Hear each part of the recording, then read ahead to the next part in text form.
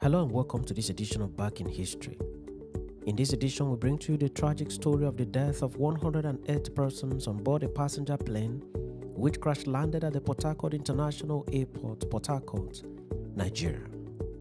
It was a most traumatic situation for family members of the victims, Nigerians in general, and humanity as a whole. The date was 10th December and the year was 2005. Schools had closed to allow children travel home for Christmas. One of the elite secondary schools in the city of Abuja, Loyola Jesuit College, also closed for Christmas. 60 of the students of the said school had their parents living in Port Harcourt, Rivers State, and its environs. Arrangements were thus made by the parents and the authorities of the school to book flight tickets for all of them to travel smoothly home and avoid the usual hitches that road travelers usually encounter in the country. This was done, and the children were driven in coastal buses from their school in Abuja to the Nnamdi Azikiwe International Airport, Abuja, for onward takeoff to Port Harcourt. The air distance between Abuja and Port Harcourt is about 1 hour.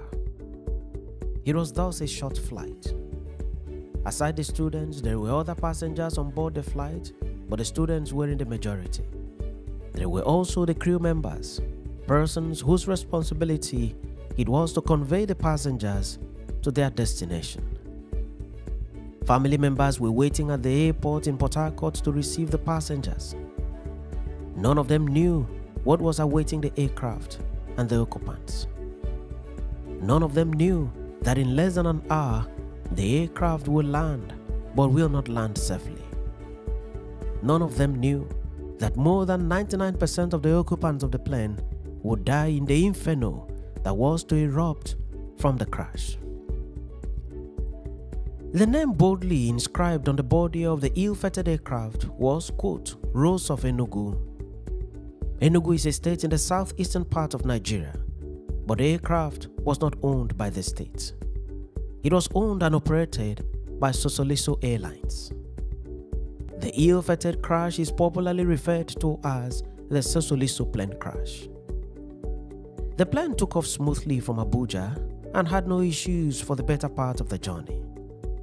It arrived in the skies of Port Harcourt safely, but trouble started during its descent.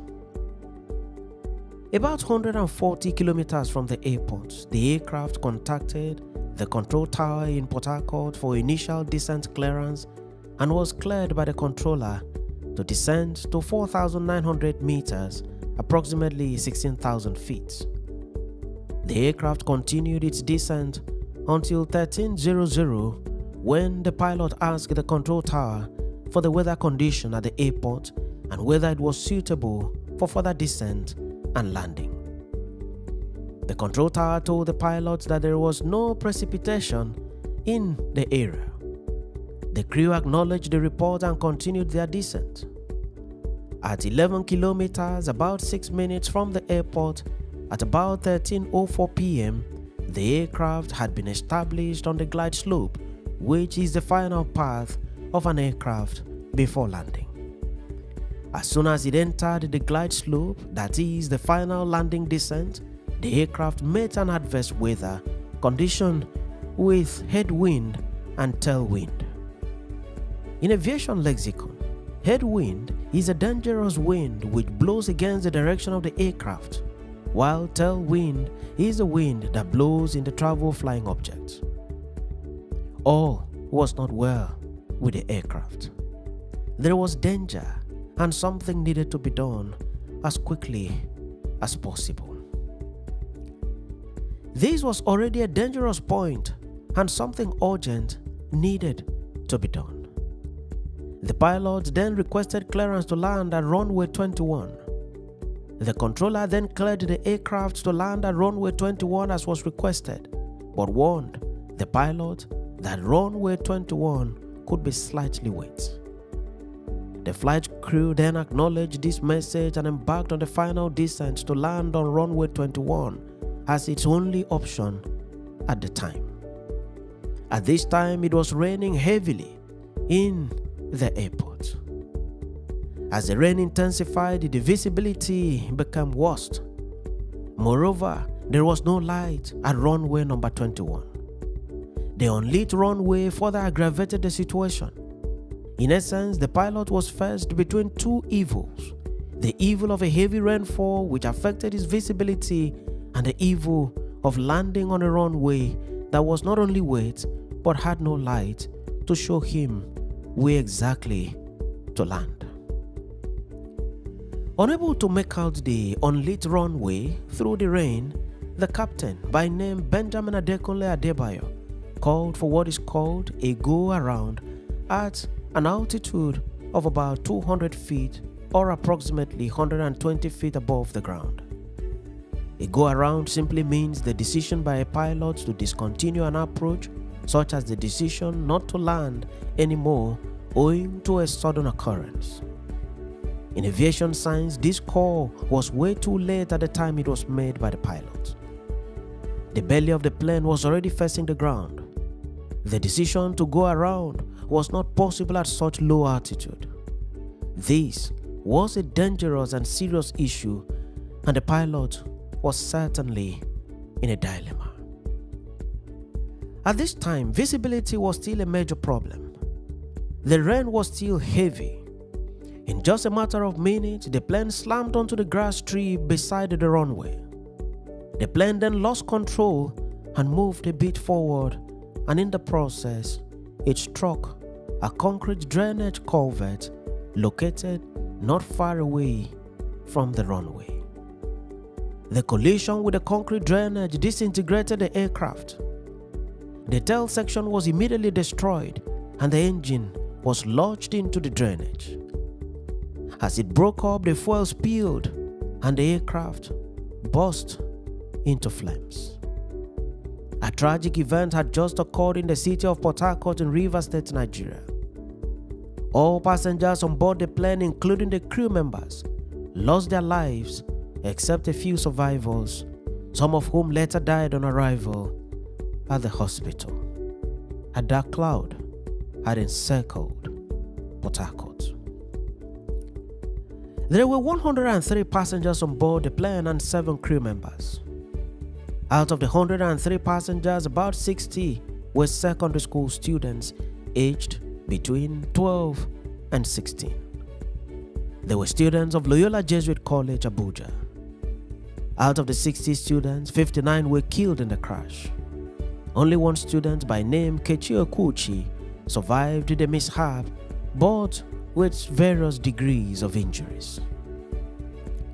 Others on board the plane were businessmen and women, captains of industries, technocrats, and ordinary citizens who were on the journey to Port Harcourt from Abuja. Also on board the flight were 2 volunteers of the Médecins Sans Frontières, Doctors Without Borders, one of whom was an American citizen, while the other was a French citizen. Pastor Bimbo Dukoya, a televangelist and wife of the founder of the Fountain of Life Church, Lagos, was also on the flight. She died in the mishap. Also in the flight was the National President of Petroleum and Natural Gas Senior Staff Association, Pengasan, Mr. Uche Marcos Okoro, who was returning from a meeting. The captain of the flight, who also lost his life in the mishap, was a 48-year-old Benjamin Adekunle Adebayo, while the first officer was a 33-year-old Ghanaian by name Gerard Yakubu Andan. All the crew members lost their lives. At the initial moment of the crash, there were 7 survivors. These survivors were rushed to the hospital, but unfortunately, 5 of them died on admission. Only 2 passengers survived the crash: Kechio Kuchi, a student of Loyola Jesuit College, and another person, Bumi Amusa. The 2 survivors sustained various degrees of burns and had to be flown abroad for treatment. Their survival was seen by many as a miracle. The country was thrown into mourning. Several lives had been lost, and humanity was in a sorrowful mood. Like candles in the wind, several lives had been blown away just in a matter of minutes. In particular, there was a couple, Andy and Ife Labo, that lost 3 of their children, students of Loyola Jesuit College, in the mishap.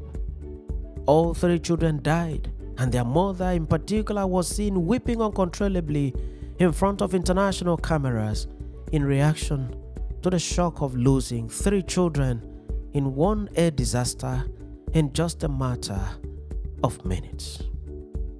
The names of the children were Chika Ilabo, Nkemi Labo, and Busoma Ilabo. It was a disaster that shook Nigeria at its marrow. At the time of the crash, Olusegun Obasanjo was the president of Nigeria. In his reaction to the crash, the president terminated his visits to Portugal and extended his deepest condolences to the families of the victims and returned home to Nigeria. He promised to overhaul Nigeria's aviation sector and, in his words, unquote, plug the loopholes of the aviation safety in Nigeria. Senior air officials were suspended from their jobs as part of the reaction of Obasanjo's administration to the mishap. On his part, Pope Benedict XVI sent condolences to the families of the victims and offered prayers for the relief workers at the site of the accident. Loyola Jesuit College, the institution was hit by the mishap, participated actively in the funeral service that was conducted for their deceased students. They showed genuine concern and sympathy in this inauspicious moment of the loss of 59 students of their school. Back in Abuja, a memorial hall was dedicated to the children at the Loyola Jesuit College.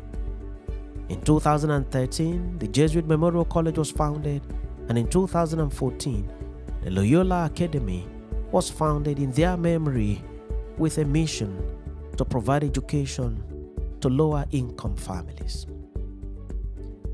It has been reported by some analysts that there was no quick response from the firefighting team at the Port Harcourt International Airport on the day of the mishap.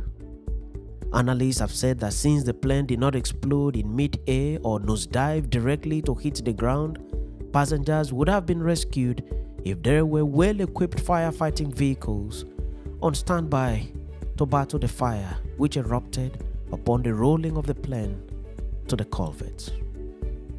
The story of the Sosoliso Air mishap of 10th December 2005, which occurred at the Port Harcourt International Airport, Omagua, in Rivers State, Nigeria, and which consumed the lives of 59 school children and the lives of several adults, numbering a total of 108 deaths, will remain green in the hearts of many in Nigeria, Africa, and the world, and in the history books of air mishaps for many years to come. On Back in History, it is our fervent prayer that the souls of the persons that lost their lives may have eternal rest in the bosom of their Creator, and that the families of the deceased may receive healing and closure. Thanks for watching this edition of Back in History, and do remember to subscribe to the channel or follow the page for regular notification on every new video. I remain your friend and host, Ekemini Udim.